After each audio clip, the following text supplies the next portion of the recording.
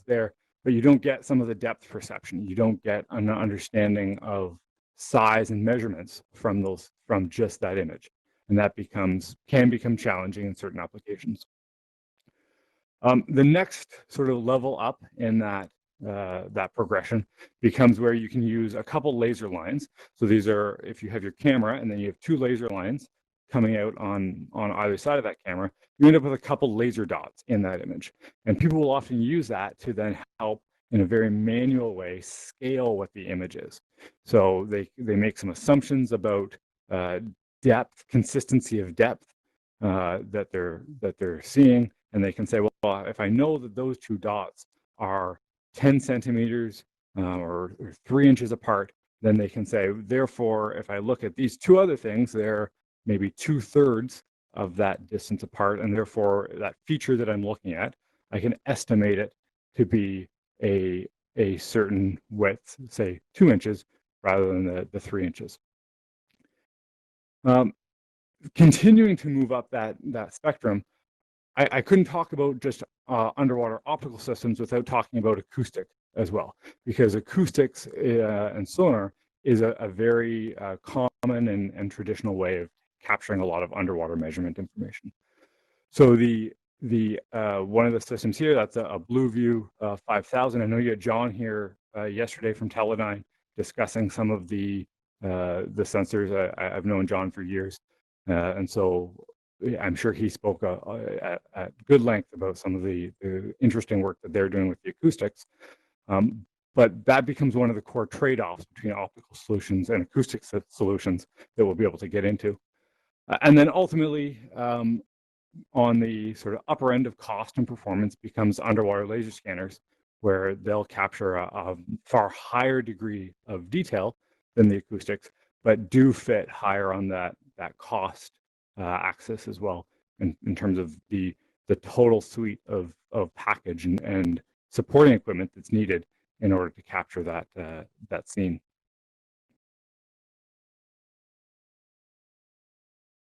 So first, discussing a little bit about sonar. So sonars come in lots of different forms. There's your basic side scan sonar, so we'll capture imagery over the side of the vessel or autonomous vehicle as it passes through the seabed, capturing imagery of what it sees on the side. And there's been lots of advances to that to start capturing a lot of measurement information based off of a variety of different advanced processing techniques on that side scan sonar. There's another kind of sonar, which is your multi-beam sonar, which will capture a full profile of points as it's traveling over top of the surface that's of interest. And that's what would have been used here. And so it's capturing what's called a point cloud of data, which is just a whole series of points in XYZ space that defines the surface of the environment that's being looked at. And so in this image here, you can see that there's a lot of points that define what that is. You can clearly see that it's a shipwreck.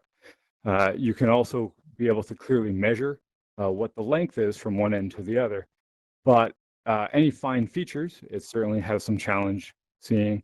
And then similarly, even what that length is, it's hard to define exactly where the edges of that boat are.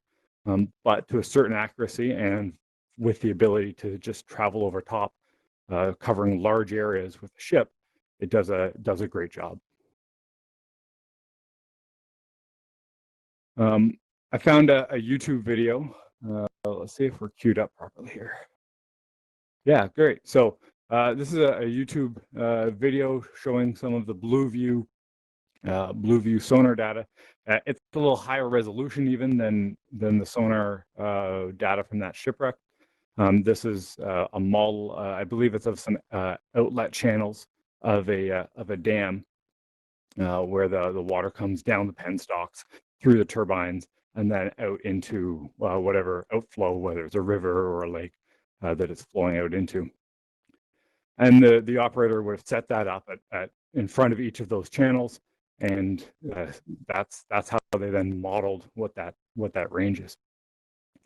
The interesting part of all of this, because it is a point cloud and dimensionally accurate, you're able to capture measurements of that data from any point to any other point to understand where you are in that environment. And then from a robotic standpoint, therefore be able to in reverse, have the robot be able to understand where it is within that environment with those measurements. So talking again a little bit about acoustics and the properties of those acoustics. So if on the left you've got that little white generic cylinder, that would be your sonar system, and it will generate a pulse of sound. And so sound is a mechanical wave. So much like a ripple of when you throw a stone into a pond, and that water that wave starts to propagate as you have that's a mechanical wave, that vibrations of one particle will vibrate the next particle and so forth, and that's how that energy transfers from the transducer through to the target surface and then back to the target. And so much like a ripple on the top of the water, that wave will spread apart as it travels through the water, and that's why you end up with a lower resolution and less ability to resolve these fine features. So as this mechanical wave travels to the target surface, the sonar will estimate that at that red dot is where part of that white line is located. They'll say, yep, I see that white line is part of the target surface. And then as we move the sonar further along, further up that wall, you'll have, because of that spreading effect, the sound won't necessarily return from straight ahead of the sensor, but it will return from off to this side because of the spreading effect of the sonar. And then that next estimate, though, for where the point will be, won't actually be on the target surface. It'll be floating somewhere in between. And then again, as the sonar continues along, you get a series of points that represents what that surface is. So this series of red dots is how the sonar interprets that step in the data. So again, it's not it is going back to the conversation of estimation. This is the sonar's estimate of what that target surface is, and in using any sensor or technology for the application, it's important to then understand what those capabilities and range of limitations and sort of functionality performance is of the different systems. So that takes us to laser, where laser doesn't suffer from that spreading effect, being an electromagnetic wave as it travels through the water. It doesn't rely on transferring the energy from one particle of water to the next particle and propagating through. It'll actually pass through those particles and ultimately hit the target surface, reflect back in a far more pinpoint manner to more finely resolve what that target surface looks like. So on this surface, it clearly can then model what that step is in the environment. That being said, one of the challenges with one of the real benefits of sonar becomes its ability to propagate the sound even through silt. So because it is that mechanical wave, and we're talking about how it's transferring energy from one water particle to the next water particle, it's able to see that even when there's a silt particle in the way, that energy will continue to propagate. The silt will start to vibrate, which will then vibrate the next water particle and the next water particle, and that energy will continue to progress. Electromagnetic waves, being the laser light waves, doesn't have that benefit. When it hits a silt particle, it will scatter and be absorbed. So it will both scatter forward some of the light, some of that light will scatter back, and then a lot of that light will also scatter in multiple directions. And so having good water clarity becomes highly important for underwater laser scanning. Yeah, sorry about the poor audio. Zach, I just mentioned that this is much better, so hopefully this continues to work out okay. I appreciate you letting me know that it was not not coming through very well before. I'll start just talking a bit about this slide, and I'll certainly hang around after a little bit. So if people have questions that didn't come through clearly prior to me rejoining, come find me and we can chat as much as you need. So for this, I was talking about there's really two main types of underwater laser scanners that are used commercially in the world today. There's the time of flight approach, which is talked about at the top, and then there's a trigonometric approach that's described on the bottom of the slide. So time of flight approach, those systems will shoot out a pulse of laser light and then look for the reflection of that light coming back off the target surface.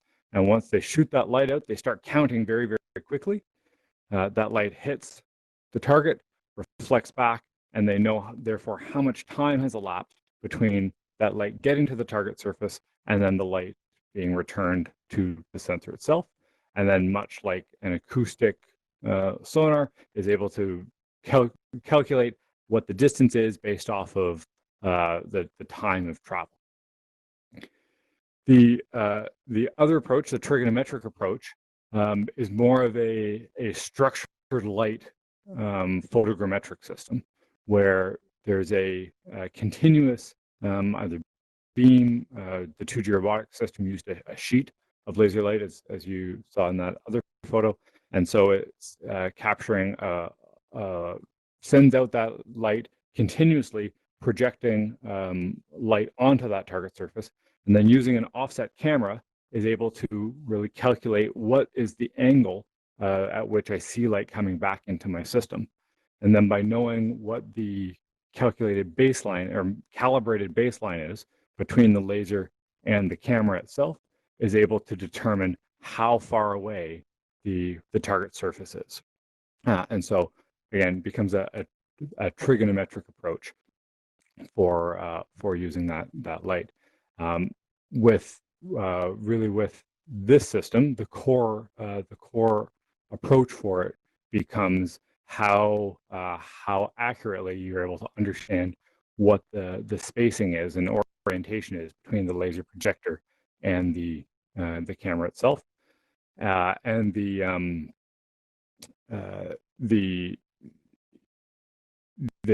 distance between the camera and the laser also has an impact on what the performance of the system is. And we'll get into that a little bit next, because the core difference between these two systems is really its range resolution. So we talked about how sonar and laser has a real difference in terms of its effective spatial resolution, in terms of how densely those points can be together and be understood. The two different styles of laser scanners have a real difference in terms of range resolution. So being digital systems, it's only able to know that it has a point at any of these ticks in terms of measurements. So being a digital system, I either know I'm here or I'm here. I can't be in between. It won't understand that. And so the two different technologies have a real difference in terms of what their range resolution is, where because light is traveling very, very quickly, you can get a higher range resolution with, or a worse range resolution with the system that is purely time of flight, because it has to count very, very, very quickly, and light will travel actually quite a bit in a very short amount of time. And then with the trigonometric system, you can get very, very high resolutions up close, but then as you travel further and further away, that error in that you can understand what the return angle is becomes much, much wider. And so that angle has a much bigger impact on how far away you can measure things. So the the effective range resolution of the two different systems looks a bit like this when you model it out. So you get, for the time of flight approach, there's this nice constant range resolution for the system. And then with the trigonometric approach, you can have much smaller range resolutions when you're close, but then as you travel further and further away, there becomes a point at which those two technologies will cross. And so I don't have any scales on these, because it really becomes dependent on the implementations of those technologies to determine which points those different pieces have an impact. So I'll show a little bit in terms of some of the laser scanner results. So we'll talk a little bit now about two different kinds of modes of operation for underwater laser scanners. There's both your static approach, where you can set a tripod down and capture measurements of the scene and the environment. And then there's a dynamic approach, where it's more mounted to a robotics platform and capturing data in a dynamic way. So first, we'll look at some of the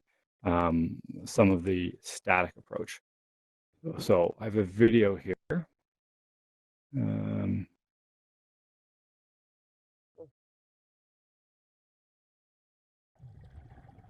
Very good. So this is a video. I think everybody might be able to also hear a bit of the audio from the diver who's capturing the video, which makes it an interesting sort of sound. But you can see the laser being projected out of the one housing off to the right. On the left side, that's the camera housing that's seeing that light hit the target surface, and then the processing is taking place in the housing. And then, so that's capturing a single profile of points. And then down at the bottom by the tripod, that's then where there's a rotary actuator that will rotate the entire system, so that it can capture a series of adjacent profiles to build up that overall 3D point cloud. So here you can see the point cloud model being generated, which really has, in my view, fairly incredible detail. This is a shipwreck that is up in the NOAA Marine Reserve up in Alpena, Michigan. And so rather than just giving a fairly crude overall assessment of what the geometry of a shipwreck is, this is giving you far more detail from which you can either assess what that shipwreck is, or use this as map data for a robotics application to very tightly localize yourself within that environment. So after we did this scan, it was actually pretty interesting. They had a group of students from I think East Carolina University that and their archaeology program came out and did a lot of survey work over a series of at least a week, I believe it was, and many dive hours to try to map out this shipwreck and provide a model of it over a series of a single night. The 2D robotics laser scanner went out and was able to then model this with really incredible detail, and then was able to provide a yet more accurate assessment of what that overall structure was than the hours and hours of dive time that it took to do the work manually. And so, as I mentioned about the Blue View video, this is also available up on YouTube on the 2D Robotics channel. So if I move on to the next.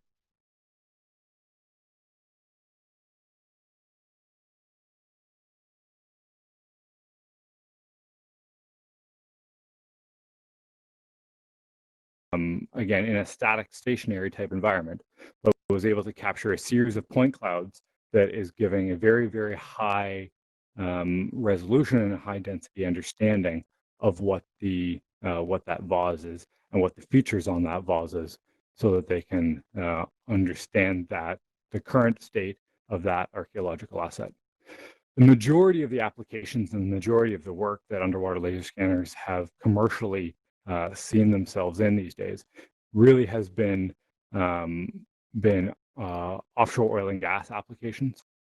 But the more exciting and easier things to show are certainly the archaeological applications where the technology has been used.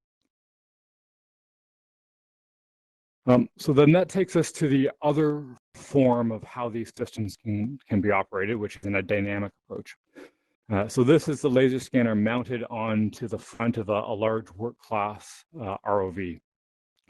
To just help orient yourself as to what part of this is actually laser scanner versus other stuff, you can see the two green cords, and they connect on the left, or sort of out, sticking out the front of the vehicle. That's the camera housing, going back to the control housing, which you see in the middle, and then sort of offset to the right side, that's the laser portion of the system, projected straight down and also slightly offset. This was being done for some geomorphology investigation work by Ulster University in Ireland.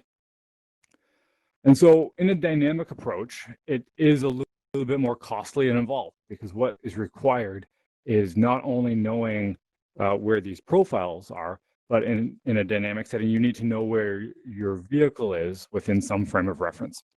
And so the common implementation for using an underwater laser scanner in a dynamic environment is to have a high-grade inertial navigation system combined with some form of more absolute positioning system, whether that's a long baseline sonar or an ultra-short baseline sonar. There's also often high accuracy depth sensors and Doppler velocity logs, all being combined together through a navigation package in order to provide a high accuracy understanding of what that environment, where within the environment the vehicle frame is located, and then by understanding the translation between the laser scanner's frame and the vehicle frame, you're then able to understand, well, now I know where the scanner is. The important piece to that, then, once you have this laser scanner that's accurately capturing profiles, and you have a positioning system that's accurately providing your position, the important thing is to be able to fuse that data together. And time is the parameter that is used to understand at what time was I at a certain location, and then also at what time was this profile captured. And so using a pulse per second signal, much like the same protocols as a GPS will provide for a pulse per second, that provides that real-time, very precise understanding of exactly when was the one sample taken compared to the next, because that pulse per second protocol will synchronize the clocks between the positioning system and the laser scanner itself.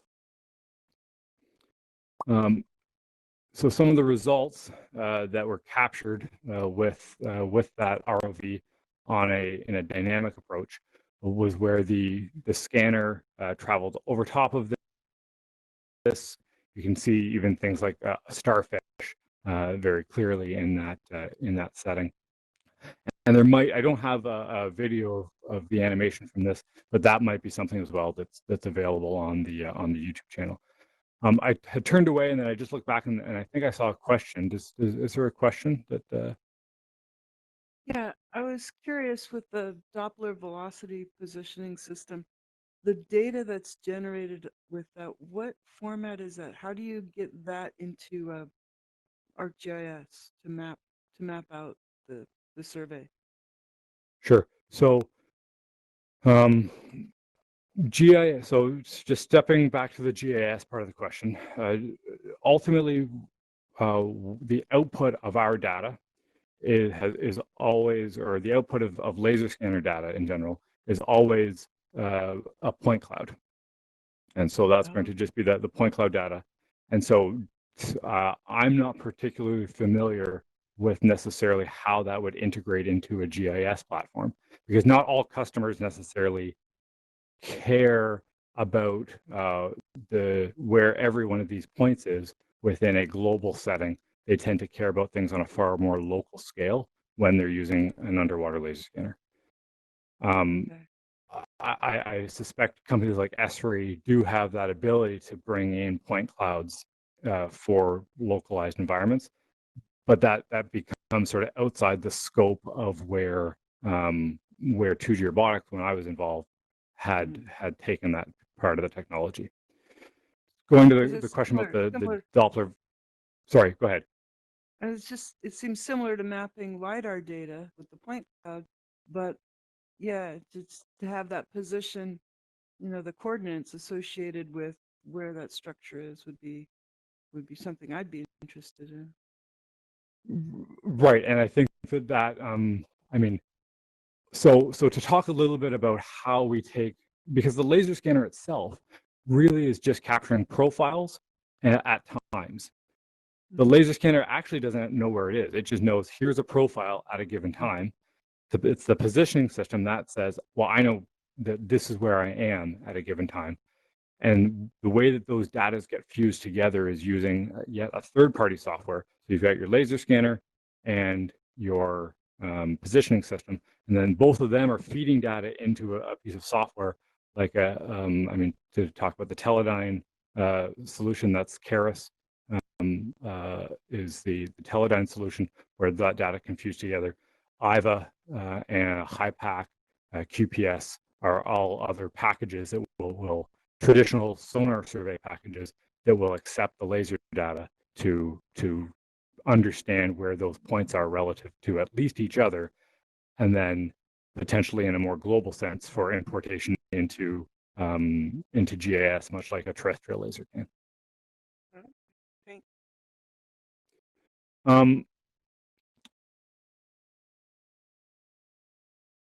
And so then one of the other sort of fascinating projects was, again, this was with NOAA off the East Coast. This is I think 576. And it was scanned by a group of NOAA archaeologists using actually a manned submersible with all of this equipment mounted to it for scanning of the U-boat in some very high detail.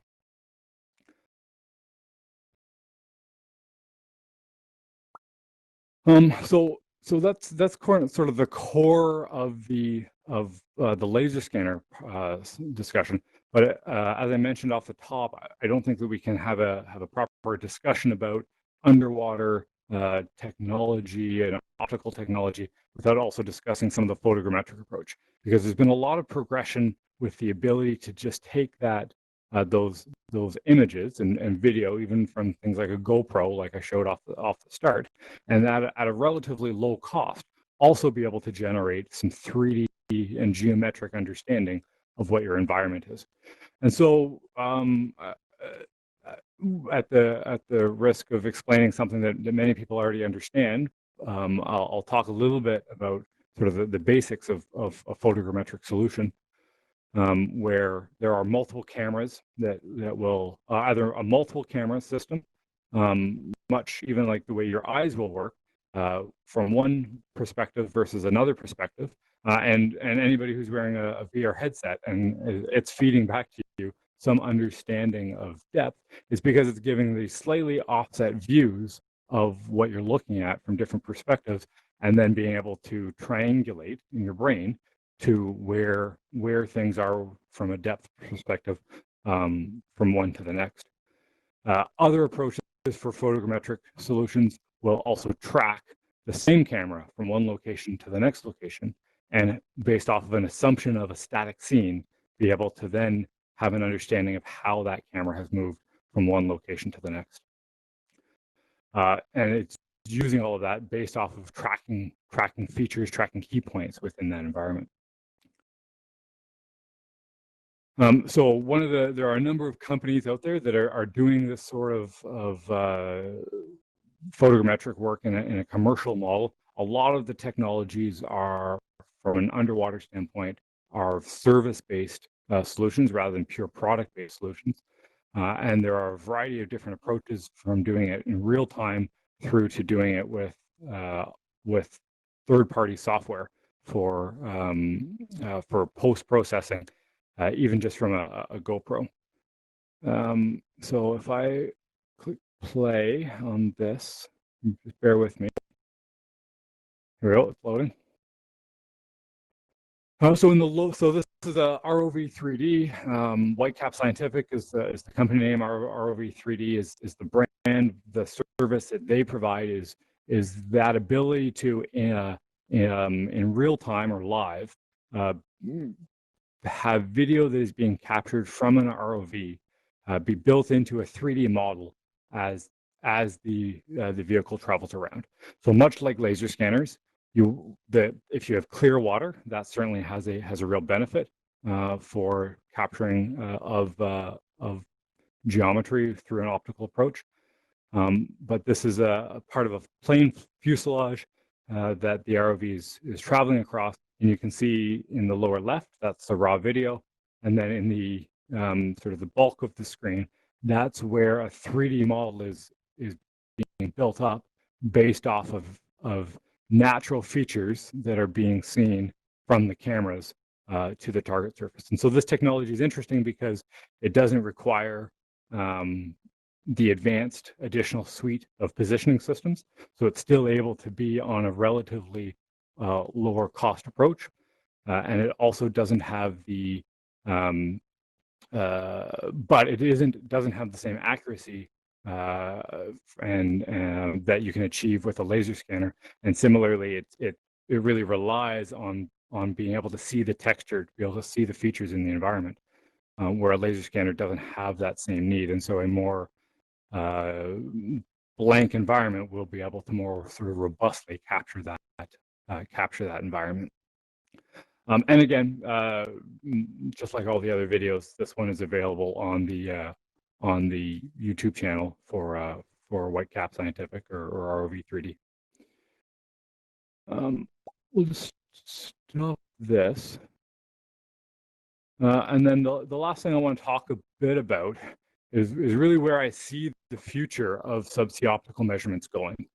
And so there's three kind of what I would call sort of research objectives or areas of advancement that will really move the state of the art and continue to allow the advancement of optical measurements.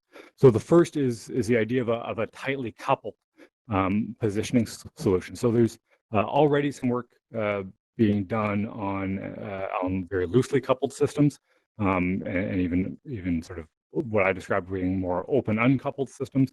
But our laser scanners have been used on a number of autonomous vehicles for pipeline survey, and where they had crossing paths because of the nature of the high-grade inertial navigation systems. They still tend to have some drift over time.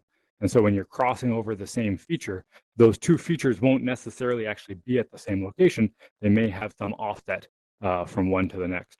And so by then saying, well, we know that that feature hasn't moved, we will be able to then put those two things together and understand, to some degree, back calculate what our error was over time, once we understand what that crossing point is.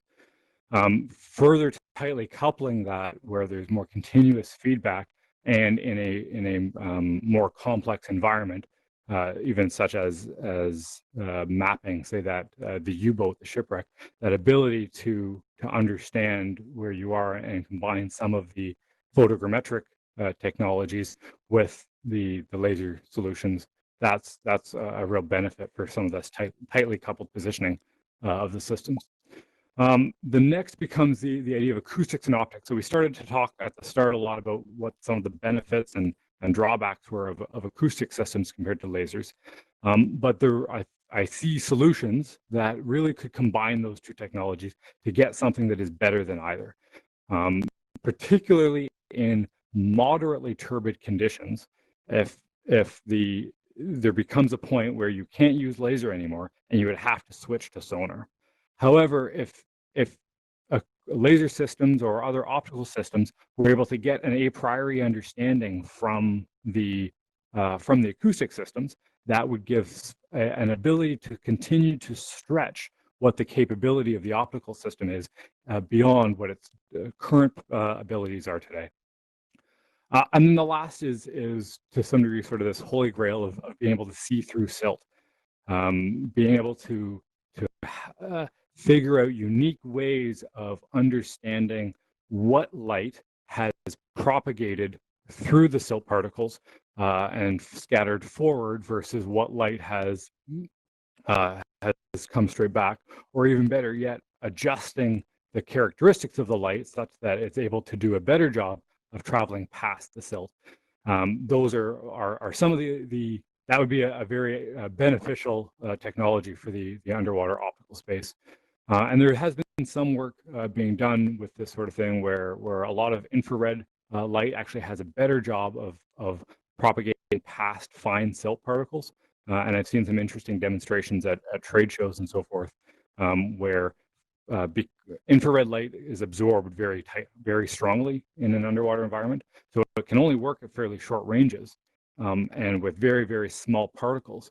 But when you have small particles, even such as T particles, I've seen the ability for it to actually be able to see through that sort of a few inches of water that I wouldn't be able to see through with my naked eye, which was really interesting. And then polarization is something that I've also heard and seen coming along for being able to improve the properties of the light as it passes through the particles. Anyway, I appreciate being invited here and the opportunity to speak. Thanks for letting me know about my audio issues off the top, and thank you all very much, and happy to take any further questions.